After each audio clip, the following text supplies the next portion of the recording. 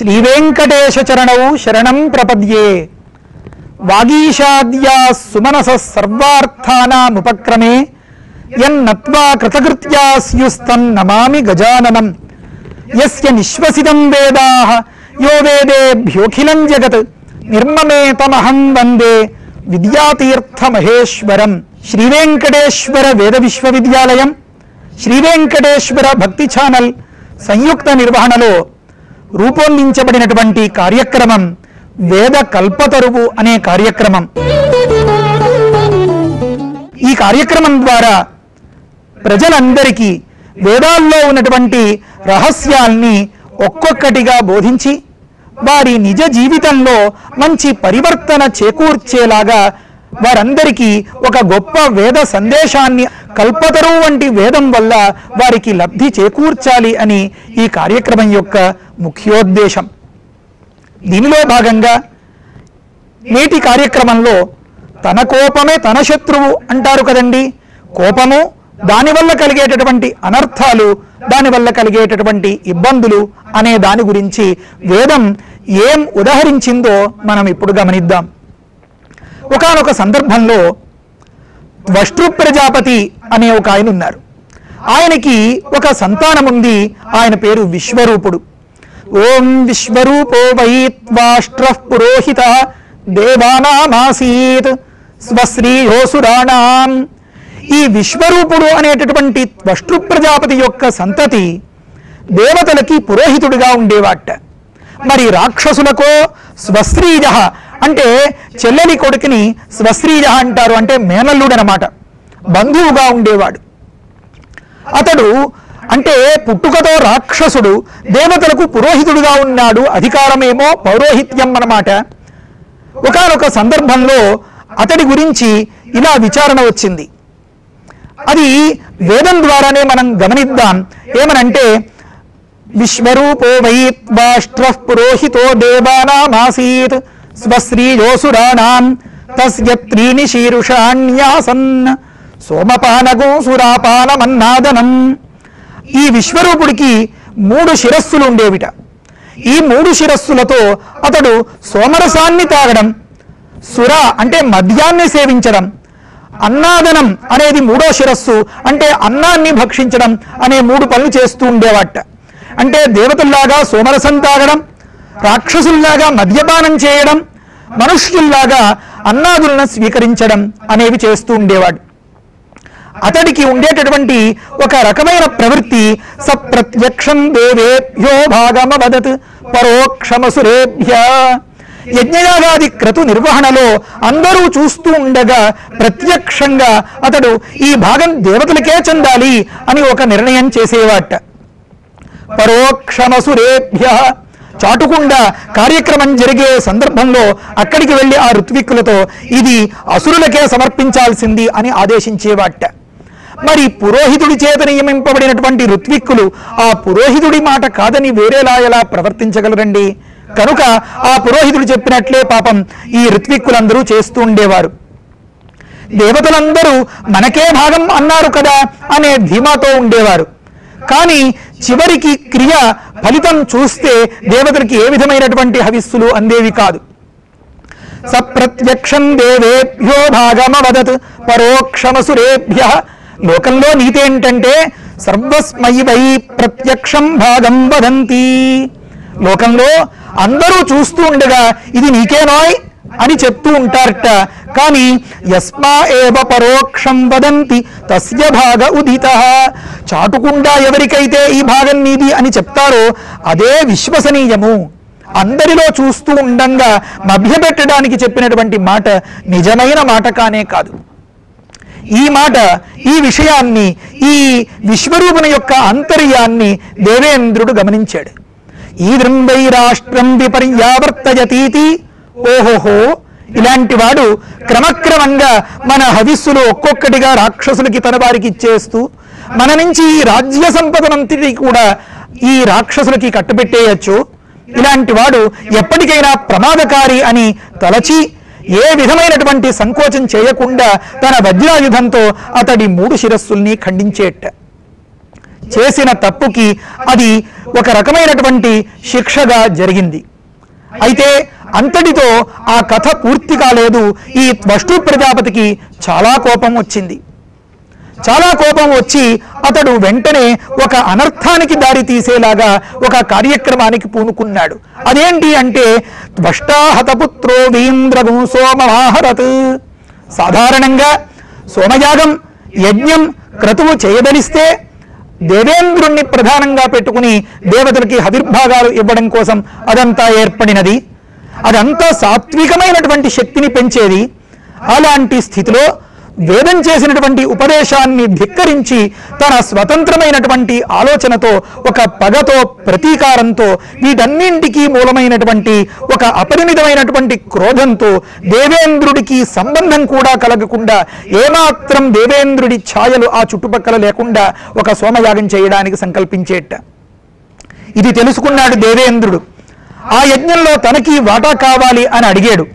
త్వష్టు ప్రజాపతి ఎంత మాత్రం దాన్ని అంగీకరించలేదు. ఈ ఘోరమైనటువంటి అవమానాన్ని సహించక దేవేంద్రుడు అక్కడ ప్రయత్నం చేసి ఆ సోమరసాన్ని తాగేస్తాడు. ఓం త్వష్టాహతపుత్రో వీంద్రగం సోమమాహరత్ తస్మిన్నింద్ర ఉపహవమైచ్చత తన్నోపాహ్వయత. తస్మిన్, ఆ సోమయాగంలో ఇంద్రుడు ఉపహవం అనగా ఆహ్వానాన్ని ఐచ్ఛత అడిగాడు, కోరుకున్నట్ట. తన్నోపాహ్వయత, ఆ దేవేంద్రుణ్ణి మాత్రం పిలవలేదు, అతన్ని రానివ్వలేదు. సాధారణంగా యజ్ఞం చేసేటప్పుడు ఇంద్ర ఆగచ్చ, హరివ ఆగచ్చ అని ప్రత్యేకంగా పూటకి తెల్లవారితే క్రతువు జరిగిపోతోంది, ఈ పూటలో క్రతువు జరిగిపోతోంది, ఇంకాసేపట్లో జరగబోతోంది అని చెప్పి ఎంతో లోపల ఉత్సాహపరిచేలాగా ఆ దేవేంద్రుణ్ణి ఆహ్వానిస్తారు. దీన్ని యజ్ఞయాగాదులు నిర్వహించేటటువంటి వైదికులైనటువంటి అనుష్ఠాతలు సుబ్రహ్మణ్యాహ్వానంగా దీన్ని పిలుస్తారు. ఆ సందర్భంలో సుబ్రహ్మణ్యుడు అంటే దేవేంద్రుడు అన్నమాట. ఈ విధమైనటువంటి ఆహ్వానానికి నోచుకోలేదు దేవేంద్రుడు. తన్నోపాహ్వయత. ఏం కారణం చెప్పాడు త్వష్టు ప్రజాపతి అంటే, పుత్రం మే వధీరితి, నా కొడుకుని చంపావు కదా, దానికి ఇది ప్రతీకారం అన్నాడు.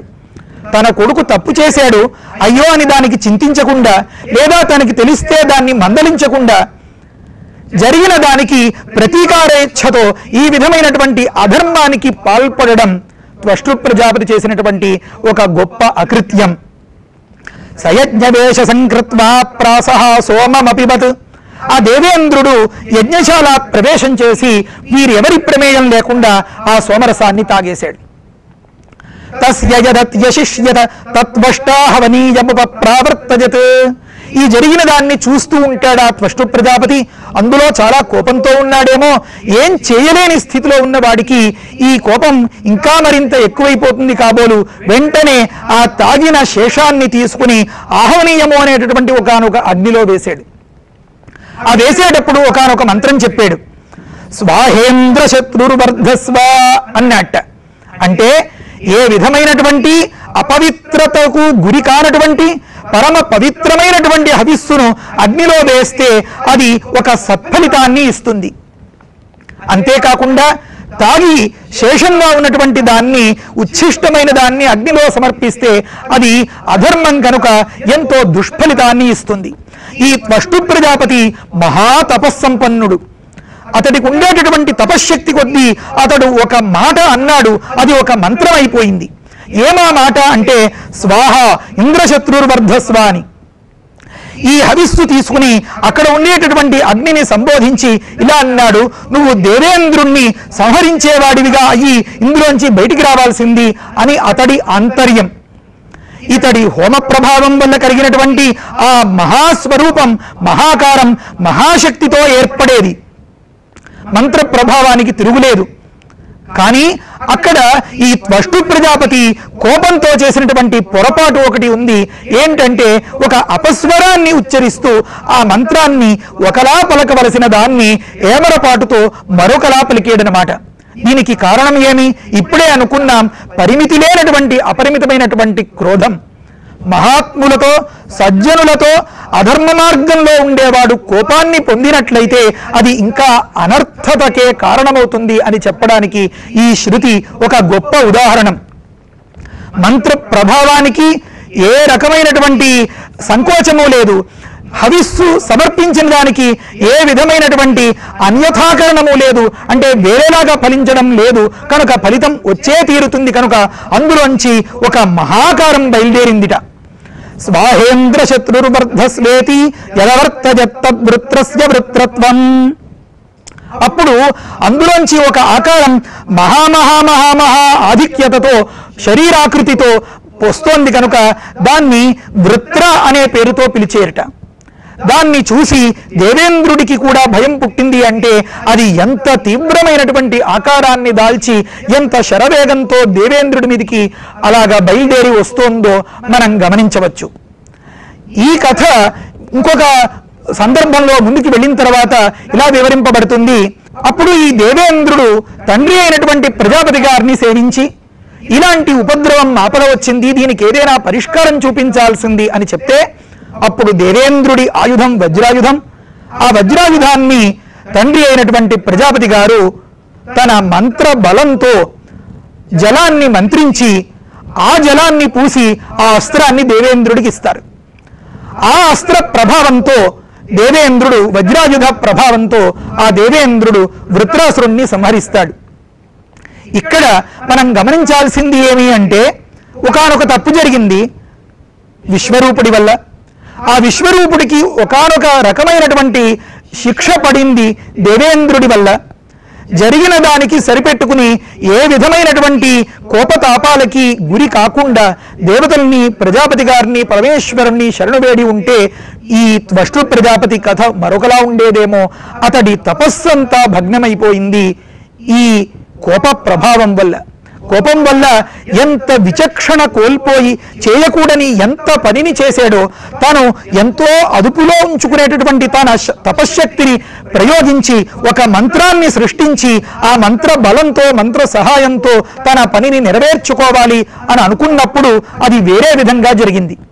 ఈ కథలో మనం దేవేంద్రుడు వృత్రాసురుణ్ణి సంహరించాడు అని చెప్పుకున్నాం. ఈ త్వష్టు ప్రజాపతి కోపంతో విచక్షణని కోల్పోయి ఒక అపస్వరంతో కూడిన మంత్రాన్ని ఉచ్చరించాడు అని చెప్పుకున్నాం.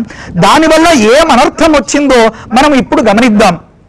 ఈ త్వష్టు ప్రజాపతి ప్రయోగించినటువంటి ఈ మంత్రం ఒక అర్థంలో ఇంద్రశత్రు వర్ధస్వ అని అంటే దేవేంద్రుణ్ణి శత్రువు అంటే చంపేవాడివిగా అయ్యి నువ్వు బయటికి రావాల్సింది అని అర్థం. ఇది త్వష్టు ప్రజాపతికి మనసులో ఉన్నమాట. కానీ ఈ కోపంతో విచక్షణని కోల్పోవడం ద్వారా ఆ విచక్షణారాహిత్యంతో ప్రయోగించినటువంటి మంత్రంలో స్వరం తప్పిపోవడం ద్వారా వేరే అర్థం వచ్చింది. ఏమర్థము అంటే ఇంద్రుడు శత్రువుగా మారకుడువుగా కలిగిన వాడివయ్యి నువ్వు ఇందులోంచి బయలుదేరి రావాల్సింది అని. అంటే మంత్ర ప్రభావం చేత లేదా హోమ ప్రభావం చేత ఈ త్వష్టు ప్రజాపతి సంకల్ప బలం చేత అనుకున్నది అనుకున్నట్లుగా అందులోంచి ఒక మహాకారం మహాశక్తితో పుట్టింది. అంతవరకు వాస్తవమే. కానీ ఈ స్వర ప్రభావం వల్ల ఈ అపస్వర మహిమ వల్ల ఆ పుట్టేవాడు ఇంద్రుడికి శత్రువుగా మారకుడుగా కాకుండా ఇంద్రుడు మారకుడుగా ఉండేవాడుగా పుట్టేటన్నమాట. కనుక తనే అది కోరుకున్నట్లుగా అవతలివాడి తాను కావాలనుకున్నటువంటి తన సంతతి వధ కోరుకున్నట్లుగా అయిపోయింది. ఆ వృత్రాసురుడు దేవేంద్రుడి చేతిలో మరణాన్ని పొందాడు. కనుక ఆలోచన లేకపోతే నడవడి ప్రవృత్తి లేకపోతే భాషణం ఇవన్నీ కోపానికి ప్రభావితములైనవి చాలా వేరే వేరే రకాలుగా ఉంటాయి. ఈ కోపానికి అంతకీ కారణం తమోగుణం అని చెప్తుంది శాస్త్రం. అంతఃకరణం సత్వ రజస్తమో గుణమయమై ఉంటుంది. సత్వగుణం అధికంగా ఉన్నప్పుడు ఎంతో ప్రశాంతంగా ఉంటుంది. తమోగుణం అధికంగా ఉన్నప్పుడు ఏమీ తోచక అనేక రకములైనటువంటి విధ్వంసాల్ని చెయ్యాలి అని అనిపిస్తుంది. రజోగుణం ప్రధానంగా ఉన్నప్పుడు ఒక పని చేయడానికి ఒక తగినంతటి ఉత్సాహాన్ని పొందుతుంది మనస్సు. కనుక తమోగుణం అనేది ఎప్పటికీ అనర్థాలకి కారణం. కనుక ఆ తమోగుణ నివారణం కోసం ప్రయత్నించాల్సిందిగా మన వైదిక వాంగ్మయం మనకి ఉపదేశం చేస్తోంది. ఈ తమోగుణం స్థాయిని తగ్గించడం వల్ల కలిగేవి ఏమి అంటే తమోగుణ ప్రభావితములైనటువంటి తమోగుణ కార్యములైనటువంటి ఈ క్రోధాదులన్నీ నశించడం తగ్గడం అన్నమాట. కేవలం ఈ కోపం పగ ప్రతీకారం అనే దాన్ని దృష్టిలో ఉంచుకుని మనకి ఆర్షవాంగ్మయంలో అనేక పాత్రలు చూపించబడ్డాయి. రాక్షస వృత్తాంతం ఏదైనా మనం గమనిస్తే ఈ క్రోధం అనేది ఎంత అనర్థానికి దారి తీసిందో మనకి తెలుస్తుంది. లోకంలో దేవతలు రాక్షసులు అని 2 రకాలుగా విభాగాలు చేస్తారు. వేదంలో ఎక్కడ గమనించినా దేవాసురా సంయత్త ఆసన్ అని చెప్తారు. దేవతలు రాక్షసులు యుద్ధం కోసం సన్నద్ధులై ఉన్నారు అని. అంటే దేవతలు వారి పని వారి మానాన చేసుకుంటూ పోతున్న రాక్షసులు అలా పోనివ్వరన్నమాట. సత్వగుణ ప్రధానులందరూ దేవతలు, తమోగుణ ప్రధానులందరూ రాక్షసులు అని వ్యాఖ్యానం చేసేటటువంటి పెద్దలు వివరిస్తారు. రాక్షసులు ఈ తమోగుణ ప్రభావితులై ఈ కోపంతో చేయనటువంటి ఉగ్రమైన తపశ్చర్య ఏదీ లేదు. లేకపోతే ఘోరమైనటువంటి కఠినాతి కఠినమైనటువంటి తపస్సులన్నీ రాక్షసులు చేయగలిగేవారు కాదు. వీరు ఈ తమోగుణ ప్రభావితులై ఒకానొక సందర్భంలో మహోగ్రమైనటువంటి తపస్సు చేసేరట. ఓం రక్షాగుం సిహవా పురోనువాకే తపోగ్రమతిష్ఠంత. కోపం అనేది ఎంత అనర్థానికి దారి తీస్తుందో అని మనం మొదలుపెట్టాం కదా. అది విచక్షణను కోల్పోయేలాగా ఎలా చేస్తుందో, ఏ విధమైనటువంటి దుశ్చర్యకు పాల్పడేలాగా చేస్తుందో మరొక్క మారు ఈ ఉదాహరణలో మనం గమనిద్దాం. ఒకానొక సందర్భంలో రాక్షసులు ఉగ్రమైనటువంటి తపశ్చర్యకు పాల్పడ్డారట. ఈ విషయం తైత్రీయ ఆరణ్యకంలో స్వాధ్యాయ బ్రాహ్మణం అనే ప్రశ్నలో వివరింపబడుతోంది. ఓం రక్షాగుం సిహవా పురోనువాకే తపోగ్రమతిష్ఠంత తాన్ ప్రజాపతిర్వరేణోపామంత్రజత. ప్రజాపతి గారు ఈ రాక్షసుల తపస్సు చూసి ఇది ఏ విధమైనటువంటి దుష్ఫలితాలకు దారితీస్తుందో అని వాళ్ళని ఏదైనా వరం కావలిస్తే కోరుకోండి నాయనా అని పిలిచేరట. తాన్ ప్రజాపతిర్వరేణోపామంత్రజత తాని వరమవృణీత ఆదిత్యో నో యోద్ధ ఇతి. తమోగుణం, కోపం, విచక్షణారాహిత్యం ఇవన్నీ ఎంతటి విచిత్రాల్ని చేస్తాయో మనం ఇక్కడ గమనించవచ్చు. ఇంత కష్టపడి తపస్సు చేసి ప్రజాపతి గారిని సైతం కదిలించేలాంటి ఈ చర్య వల్ల రాక్షసులు ఎంతటి ఘనమైనటువంటి వరాన్ని కోరుకోవచ్చు. మరొకరెవరైనా అయితే ఇంకా ఏవైనా భోగాలో, సుఖాలో, ఐశ్వర్యాలో, సంపదలో కోరుకొని ఉండేవారేమో. ఈ రాక్షసులు మాకు ప్రతినిత్యం సూర్యుడితో యుద్ధాన్ని చేసేలాగా వరం ఇవ్వమని అడిగేరట. ఇందులో కూడా వాళ్ళు ఎంతో వివేకాన్ని ప్రదర్శించేం అనుకున్నారు కాబోలు. ఎందుకంటే యుద్ధం చేయాలంటే ఎదురుకుండా ఎవడైనా ఒకడు నిలబడాలి. కొంతసేపటికి యుద్ధం చేయలేక వాడు కనుక పారిపోతే వీడి కండకావరం ఎలా తీరుతుందండి? కనుక వీళ్ళకి తృప్తి కలగదు. సూర్యుడంటారా ప్రతినిత్యం ఓ దగ్గర నిలకడగా ఉదయించి ఓ దగ్గర నిలకడగా అస్తమించి అంతవరకు అలా నిర్విరామంగా ప్రయాణం చేస్తూనే ఉంటాడు. కనుక ఆయన ప్రయాణానికి అడ్డగించి అతనితో యుద్ధం చేస్తూ తాను తృప్తి పొందొచ్చు అనేటటువంటి ఒక దురాలోచన ఈ రాక్షసులకు కలిగిందనమాట. ఆదిత్యోనో యోద్ధ ఇతి. ఆదిత్యుడు నహా మాకు యోద్ధగా నువ్వు వరం అనుగ్రహించాల్సింది అని ప్రజాపతి గారిని ప్రార్థించారు. దీనివల్ల ఆ రాక్షసులకి కలిగే ఫలితాలు పరంపరగా ఉన్నాయన్నమాట. సూర్యుడి యొక్క గమనాన్ని అడ్డుకుంటే లోకంలో సంచారం క్రమంగా దెబ్బతీయగలుగుతామన్నమాట. లోకంలో ప్రవృత్తి అంతా నష్టపోతామన్నమాట. లోకంలో అన్ని విధాలుగా దుర్భిక్షం ఏర్పడుతుందన్నమాట. ఆ సూర్య భగవానుని యొక్క తేజస్సుకి ప్రభావితమైనటువంటి ఇతివృత్తమంతా లోకంలో నశించిపోతుందన్నమాట.